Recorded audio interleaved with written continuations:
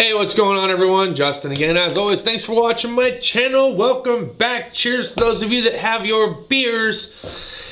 Over the hump day.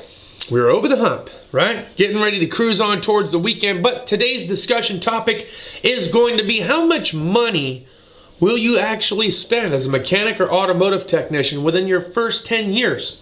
We're going to talk about that today.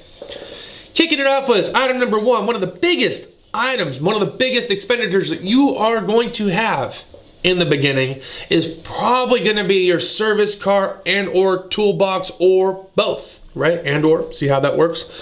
So depending on your situation, where it is that you're starting off, whether it's dealership, independent shop, or lube tire shop, either way, you're going to need some kind of form of tool storage. And depending on the size of your shop and what it is that you're hired on to do, will determine whether or not you need a service car or just a toolbox or maybe both. So that is going to be one of your biggest expenditures in the beginning. Now that can range depending on where you buy your service car and or toolbox from. It's going to range in price. You could be anywhere between, let's say, $1,000, maybe $1,500 in total. If you shop around, say you buy a Husky toolbox and then you buy some kind of Harbor Freight service cart, yeah, you'd probably be around $1,500, somewhere in there probably. Maybe even closer to 12 or 13, which is actually, it's not killer expensive, and it's manageable for the most part, right? Because you can start off with the cart, a couple $100. Then when you're ready to and you got some money or you got that Home Depot credit, get your Husky box. All right, so that would be the least amount. The most expensive amount, now this depends if you decide to take out a credit line or you've been saving your money and you just got to get that Snap-on, whether you're going used, but let's pretend like you go new. Now that can range anywhere between $5,000 just for the box, maybe $1,500 for the service cart. Maybe you get something like I got where it's around $2,500. You know, you could be pretty heavily invested. You could be easily anywhere between, let's just say 5 and 10K easily, unless you get the big box with the add-ons and the this and the that. Now you're going to cruise somewhere between 10 and 20. All right, so it adds up pretty quick. And 3, 2, 1. Now let's go into the entry-level kind of tools, okay, that you're going to end up getting. Obviously, you're going to need some 1/4 inch. You're going to need some 3/8 drive, some 1/2 inch. You're going to need deep, shallow. It might be a good idea to get mid-size in 3/8 as well as 1/4 inch. It might be a good idea to get some universal sockets in 1/4 inch and 3/8 because you're going to be utilizing 1/4 inch and 3/8 quite a bit as a mechanic or automotive technician. I'm telling you, you're going to want some of these weird design ones. Maybe not in the beginning, but again, it depends on what it is that you do. But that might be one of those first things that I would initially, before you start getting all the specialty tools and some of the weird pliers and stuff, I would invest in specialty sized sockets because there's going to be certain tricky situations that you couldn't otherwise get to without them. So they have come in handy for me. I think they'll come in handy for you. Moving on towards wrenches. Of course, having a combination wrench set, non-ratcheting, is going to be a really nice thing to have because you're going to run into situations where you're going to want to double up, right? You don't want to double up on a gear mechanism. So the next thing you can get is some ratchet wrenches, whether they're reversible or not, or you have to flip them, whether they have a 5-degree offset or they're 0-degree offset. It's going to be entirely on you. But guess what's coming? That's right, presidential sales event, okay? Going on at Home Depot, going on at Lowe's, probably even going on at Harbor Freight, plus many other stores out there. So if you guys are new to the automotive mechanic industry, or new to buying tools in general, or trying to build up your collection as a DIY or weekend warrior, President's Day Sell-a-thon, okay? You're gonna wanna get in on that. You're gonna wanna try to save some bucks. All right, let's dive into some of these pliers, right? You're gonna end up spending some money on pliers. You're going to end up spending some money on some cordless or maybe even pneumatic tools. So some of those basic tools, right? You can decide where you want a 3/8 gun, 1/2 inch gun, whether you get them cordless or pneumatic. A blowgun's always going to be something nice that you're going to want. And then, of course, you get into some other weird stuff like the hose clamp kind of pliers. You got your various specialty stuff. I'm not going to go through the whole entire laundry list of different tools that you're going to get, but I can tell you, you're probably going to spend, if I ventured to guess, for just a basic set starting off, you're probably going to be around the $500 to $1,000 mark. Now that's a rough spitball. I think I probably spent between $1,000 and $1,500 just on the automotive tool list that my community college gave me. And I went cheap with this stuff. I mean, I got the master mechanic set that Craftsman had at the time, 500-piece set or something like that, with the red toolbox, the carrying toolbox. I think I bought a couple of ball peen hammers from them, and then I bought some air tools from them, and then I went over to a Harbor Freight and I bought a bunch of other stuff that was in that tool list that I thought I could get away with for a while, to include a service cart. So all in all, I was able to get my service cart and all my basic requirements that were on that college list for under around $1,500. After that, I started, upgrading certain items as they would wear out or break down.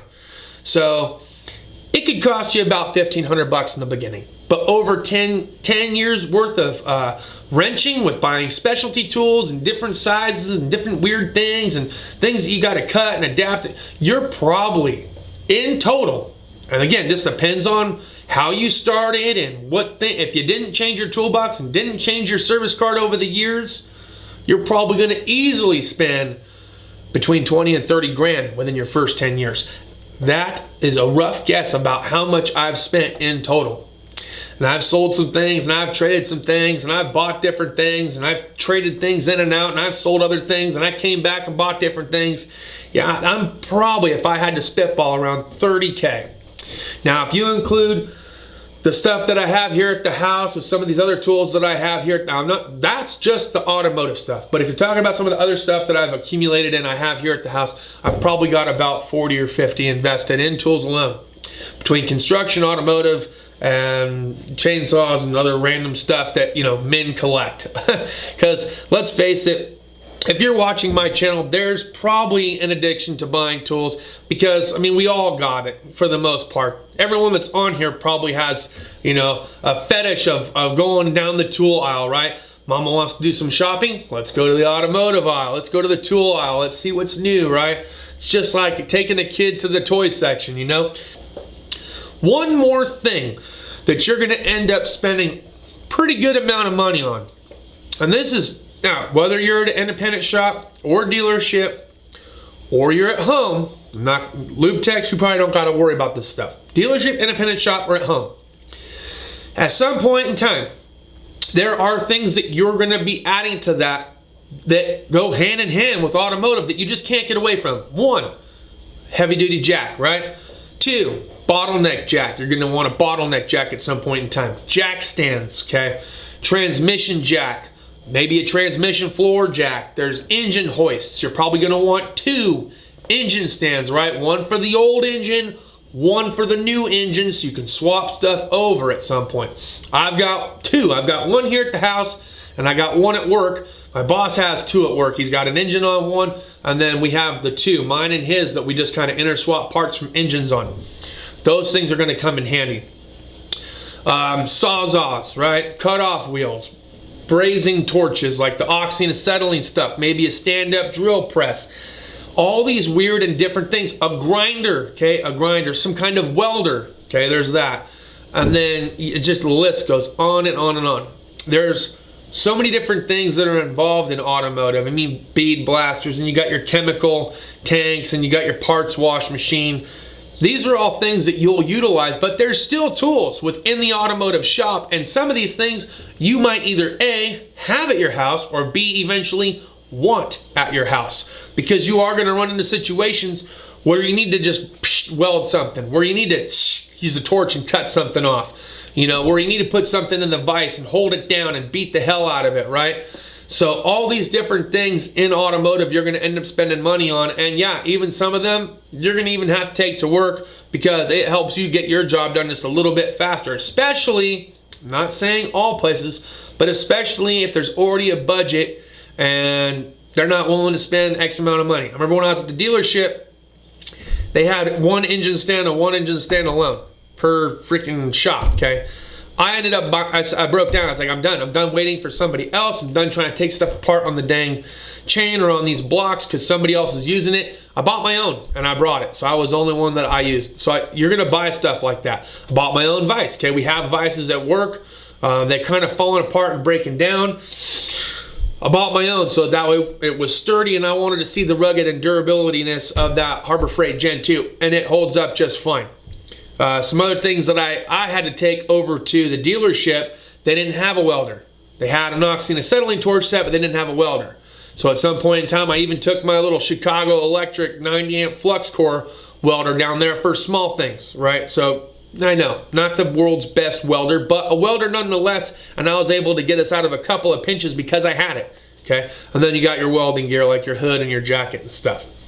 So, and then I bought a jack for work, a little 4-ton one, because a 3-ton one was kind of getting weak and whatever. Still works, but was kind of getting weak, and wanted to try out that Daytona and took it to work, and it's been phenomenal. So, all right, guys, so that's my food for thought. If you have something that I left out, or you have a different opinion about how much money you think one guy can possibly spend as an automotive technician, mechanic, or a DIY weekend warrior, let me know down below. If you care to share with us how much you spent within your first 10 years or within the first couple of months of having this type of career, let us know.